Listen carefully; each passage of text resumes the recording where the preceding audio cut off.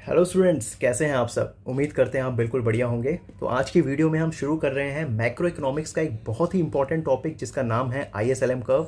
बच्चों को काफ़ी मुश्किल लगता है टॉपिक, लेकिन इस वीडियो में बहुत आसान तरीके से इसे बताया गया है। चलिए शुरू करते हैं। देखिए, आईएसएलएम कर्व को हिक्स एंड हैंसन के द्वारा दिया गया है, जिसमें आईएस का मतलब होता है इन्वेस्टमेंट और सेविंग कर्व, और एलएम का मतलब हमारा है यहाँ पर लिक्विडिटी प्रेफरेंस, या फिर आप कह सकते हैं मनी सप्लाई कर्व। ओके, तो इस वीडियो में बेसिकली हम आईएस कर्व पर फोकस करेंगे। ये वीडियो पार्ट्स में आएगी, जिसमें हम आगे के पार्ट्स में भी थोड़ा आईएस कर्व को डिस्कस करेंगे। उसके बाद हम एलएम कर्व को पढ़ेंगे।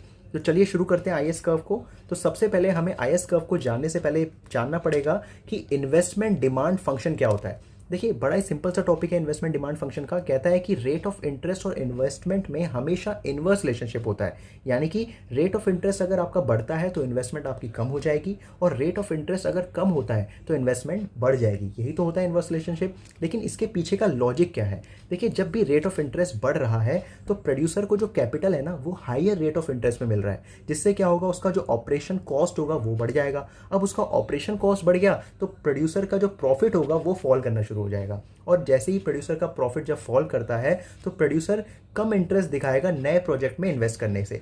ठीक है, तो उससे उसका इन्वेस्टमेंट क्या हो जाएगा, फॉल हो जाएगा। तो आपने देखा, रेट ऑफ इंटरेस्ट जब बढ़ा तो इन्वेस्टमेंट जो हुआ है वो क्या हुआ, फॉल हो गया। वैसे ही अगर मैं इसका वाइस वर्सा की बात करूं तो रेट ऑफ इंटरेस्ट अगर फॉल होता तो प्रोड्यूसर को जो कैपिटल मिलता वो लोअर रेट ऑफ इंटरेस्ट पे मिल जाता, जिससे उसका जो ऑपरेशन कॉस्ट होता वो डिक्रीज हो जाता, और ऑपरेशन कॉस्ट के डिक्रीज होने से प्रोड्यूसर का प्रॉफिट क्या हो जाता, वो इंक्रीज हो जाता, और इससे वो आगे और इन्वेस्टमेंट करता, मतलब इन्वेस्टमेंट विल इंक्रीज। तो आपने देखा, रेट ऑफ इंटरेस्ट जब बढ़ रहा है तो इन्वेस्टमेंट कम हो रहा है, और रेट ऑफ इंटरेस्ट जब कम हो रहा है तो इन्वेस्टमेंट क्या हो रहा है, इंक्रीज हो रहा है। तो इसीलिए यहां पर क्या दे रखा है कि रेट ऑफ इंटरेस्ट और इन्वेस्टमेंट पर कैसा रिलेशनशिप होता है, इनवर्स रिलेशनशिप होता है। और जब भी किसी दो वेरिएबल में इनवर्स रिलेशनशिप देखने को मिलता है तो उनका जो कर्व हम बनाएंगे यहाँ पर, इन्वेस्टमेंट कर्व, वो कैसा स्लोपिंग होगा, डाउनवर्ड स्लोपिंग होगा। जैसे कि आपने डिमांड में सीख के आ रखे हैं कि डिमांड और प्राइस के बीच में इनवर्स रिलेशनशिप होता है, इसलिए डिमांड कर्व डाउनवर्ड स्लोपिंग होती है। वैसे यहाँ पर इन्वेस्टमेंट कर्व कैसी होगी, डाउनवर्ड स्लोपिंग होगी। ओके, तो यहाँ पर हम देखते हैं। देखिए, यहाँ पर आप देख सकते हैं एक्स एक्सिस में इन्वेस्टमेंट कर्व आपको दिख रही है, और वाई एक्सिस में आपको रेट ऑफ इंटरेस्ट आपको दिख रहा है। तो दोनों के हिसाब से आपकी ये डाउनवर्ड स्लोपिंग क्या बनी है, एक इन्वेस्टमेंट कर्व बनी है। तो अगर मैं यहाँ पर आपको इसको बना के दिखाता हूँ, तो सपोज यहाँ पर अगर रेट ऑफ इंटरेस्ट चल रहा होता तो इस रेट ऑफ इंटरेस्ट पर इतना इन्वेस्टमेंट हो रहा था। वैसे ही अगर रेट ऑफ इंटरेस्ट R1 आता तो इससे क्या होता, आपका इन्वेस्टमेंट क्या होता, बढ़ जाता। राइट वर्ड ये आगे की तरफ चल जाता, I से I डैश। अगर मैं इस पॉइंट को I मानूं तो यहाँ से यहाँ की तरफ शिफ्ट हो जाता, I1 तक ये पहुँच जाता। ओके, तो रेट ऑफ इन्वेस्टमेंट और रेट ऑफ इंटरेस्ट और इन्वेस्टमेंट में कैसा रिलेशनशिप हमने देखा, इनवर्स रिलेशनशिप देखा है। और यहाँ पर जो कर्व बनी है इन्वेस्टमेंट का, वो डाउनवर्ड स्लोपिंग होती है। आई होप यहाँ तक आपको क्लियर हो गया होगा। आइए बात करते हैं कि स्लोप ऑफ इन्वेस्टमेंट कर्व कैसा होता है यहाँ पर। तो इन्वेस्टमेंट कर्व का जो स्लोप होता है, यहाँ पर दो टाइप का स्लोप उसको देखने को मिलेगा आपको। एक तो इन्वेस्टमेंट कर्व का स्लोप आपको फ्लैट देखने को मिलेगा, और एक आपको इन्वेस्टमेंट कर्व का स्लोप आपको स्टीपर देखने को मिलेगा। तो ये कैसे होता है, आइए जानते हैं। तो केस 1, केस 2, दो केस हम पढ़ेंगे। केस 1 में हम देखेंगे अगर इन्वेस्टमेंट ज़्यादा रिस्पॉन्सिव है to the rate of interest, मतलब रेट ऑफ इंटरेस्ट के चेंज होने से इन्वेस्टमेंट अगर ज़्यादा हो गई, तो ऐसे केस में इन्वेस्टमेंट कर्व आपका ज़्यादा फ्लैटर बनेगा। वैसे ही केस 2 अगर मैं दिखाऊं आपको, इन्वेस्टमेंट अगर कम रिस्पॉन्सिव है, लेस रिस्पॉन्सिव है रेट ऑफ इंटरेस्ट के बढ़ने से या घटने से, तो इन्वेस्टमेंट कर्व हमेशा कैसा बनेगा, स्टीपर बनेगा।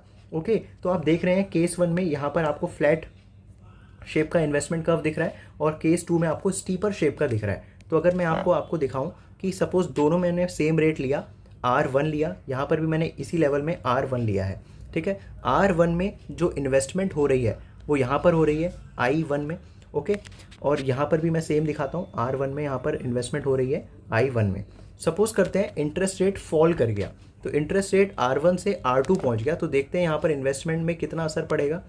आप देख सकते हैं इतना रेट ऑफ इंटरेस्ट कम हुआ था, लेकिन इन्वेस्टमेंट में बहुत ज़्यादा फर्क पड़ा है, I1 से I2 पहुंच गया है। और दूसरे उसमें बात करते हैं तो यहाँ पर भी इंटरेस्ट रेट R1 से R2 गया, तो यहाँ पर अगर मैं बात करूँ तो इंटरेस्ट रेट में बहुत कम फॉल हुआ है, मतलब बहुत कम बढ़ा है। तो रेट ऑफ इंटरेस्ट के फॉल होने से इंटरेस्ट रेट बहुत कम बढ़ा है, मतलब रिस्पॉन्सिव जो है रेट ऑफ इन्वेस्टमेंट का बहुत कम है। तो इसीलिए यहाँ पर जो हमारी इन्वेस्टमेंट कर्व बनी है वो कैसी बनी है, स्टीपर बनी है। और केस 1 में कैसी बनी है, फ्लैटर बनी है। तो यहाँ पर हमने क्या सीखा कि इन्वेस्टमेंट जब ज़्यादा रिस्पॉन्सिव होगी तो कर्व कैसा बनेगा, फ्लैटर बनेगा, और इन्वेस्टमेंट जब लेस रिस्पॉन्सिव होगी तो कर्व कैसा बनेगा, आपका स्टीपर बनेगा। ओके, आई होप आपको अच्छे से ये पॉइंट भी क्लियर हुआ होगा। ये हमने क्या सीखा है, स्लोप ऑफ इन्वेस्टमेंट कर्व। तो इन्वेस्टमेंट कर्व का स्लोप दो तरीके का हो सकता है, स्टीपर या फिर फ्लैटर। अगर ज़्यादा रिस्पॉन्सिव है रेट ऑफ इंटरेस्ट के हिसाब से तो फ्लैटर कर्व बनेगा इन्वेस्टमेंट का, और अगर लेस रिस्पॉन्सिव है तो स्टीपर कर्व आपका इन्वेस्टमेंट का बनेगा।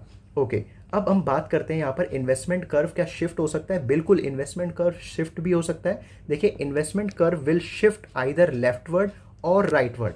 कब शिफ्ट होगा, with rate of interest remain constant. देखिए, जब रेट ऑफ इंटरेस्ट में चेंज नहीं होना चाहिए, रेट ऑफ इंटरेस्ट अगर कांस्टेंट है तो इन्वेस्टमेंट कर्व शिफ्ट हो सकता है, राइटवर्ड भी शिफ्ट हो सकता है, लेफ्टवर्ड भी शिफ्ट हो सकता है। अभी अगर ऊपर हमने बात करी थी कि रेट ऑफ इंटरेस्ट जब बढ़ घट रहा था तो इन्वेस्टमेंट कर्व, इन्वेस्टमेंट हमारी बढ़ रही थी, लेकिन इन्वेस्टमेंट को बढ़ना है लेकिन रेट ऑफ इंटरेस्ट को क्या होना चाहिए, फिक्स होना चाहिए। तो क्या, किस चीज़ के कारण इन्वेस्टमेंट कर्व शिफ्ट करेगा, तो other factors, rate of interest को छोड़ के और अदर फैक्टर्स में अगर चेंज आता है तो इन्वेस्टमेंट कर्व में हमें को शिफ्ट देखने को मिलेगा। फॉर एग्जांपल, एक बिजनेस टैक्स के रिगार्डिंग हम बात करते हैं।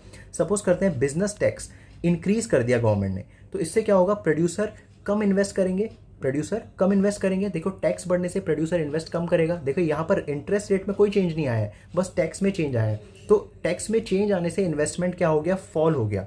तो गिवन कॉस्ट ऑफ कैपिटल यानी कि आपका रेट ऑफ इंटरेस्ट, तो गिवन रेट ऑफ इंटरेस्ट पे आपका रेट ऑफ जो इन्वेस्टमेंट है वो क्या हो गया, फॉल हो गया। तो जब भी इन्वेस्टमेंट फॉल होगा तो कर्व कहाँ शिफ्ट हो जाएगी, आपकी लेफ्टवर्ड शिफ्ट हो जाएगी। और ऐसा ही वाइस वर्सा होगा। सपोज बिजनेस टैक्स आपके फेवर में आ गया तो आपकी इन्वेस्टमेंट क्या होगी, राइटवर्ड शिफ्ट होगी। तो यहाँ पर आप कर्व जो देख रहे हैं, दो कर्व आपको दिख रहा है, तो ये जो रेड कलर की है ये आपकी इन्वेस्टमेंट कर्व है। ओके, आपने देखा डाउनवर्ड स्लोपिंग होती है, और जो ब्लू कर्व है ये आपकी रेट ऑफ इंटरेस्ट है। ये देखिए कांस्टेंट है, इसलिए पैरेलल बनी है आपकी एक्स एक्सिस के, ठीक है ना। तो अब क्या हुआ, बिजनेस टैक्स जैसे ही इंक्रीज हुआ तो इन्वेस्टमेंट लोगों ने कम करी, प्रोड्यूसर ने इन्वेस्टमेंट कम करी, तो मतलब जो आपका कर्व बनेगा वो कहाँ होगा, लेफ्टवर्ड शिफ्ट हो जाएगा। जो आई है वो लेफ्टवर्ड शिफ्ट हो जाएगा, यहाँ से यहाँ पर आपका यहाँ को शिफ्ट हो जाएगा। ओके, लेफ्ट की तरफ शिफ्ट हो जाएगा। वैसे ही अगर ये फेवर में होता, आपका बिजनेस टैक्स आपके फेवर में जाता तो प्रोड्यूसर ज़्यादा इन्वेस्ट करता, अगर आपको टैक्स कम देना पड़ता तो ये राइटवर्ड शिफ्ट होता, यहाँ से यहाँ तक आपका ये शिफ्ट हो जाता। ओके स्टूडेंट्स, तो ये हमने यहाँ पर देखा। तो अगर मैं दूसरे शब्दों में यहाँ पर आपको बोलूँ तो investment curve will shift, investment curve कब शिफ्ट होगा, इन्वेस्टमेंट कर्व तब शिफ्ट होगा जब यहाँ पर चेंजेस होंगे रेट ऑफ इंटरेस्ट को छोड़ के। रेट ऑफ इंटरेस्ट के अलावा जो भी फैक्टर्स है उसमें अगर चेंजेस होते हैं तो इन्वेस्टमेंट कर्व आपका क्या करेगा, शिफ्ट करेगा। जैसे क्या क्या चेंजेस हो सकते हैं, जैसे बिजनेस टैक्स का बढ़ना या घटना, वैसी गवर्नमेंट एक्सपेंडिचर का बढ़ना घटना, वैसी फेवरेबल इंपैक्ट हो गया स्टॉक मार्केट का, स्टॉक मार्केट आपके फेवर में चल रही है, बूम पीरियड है, मार्केट अच्छी ग्रो कर रही है तो लोग ज़्यादा इन्वेस्ट करेंगे, इन्वेस्टमेंट कर्व राइटवर्ड शिफ्ट होगा। वैसे अगर अनफेवरेबल स्टॉक मार्केट है, रिसेशन चल रहा है, डिप्रेशन चल रहा है तो लोग कम इन्वेस्ट करेंगे, तो लेफ्टवर्ड शिफ्ट यहाँ पर देखने को मिलेगा।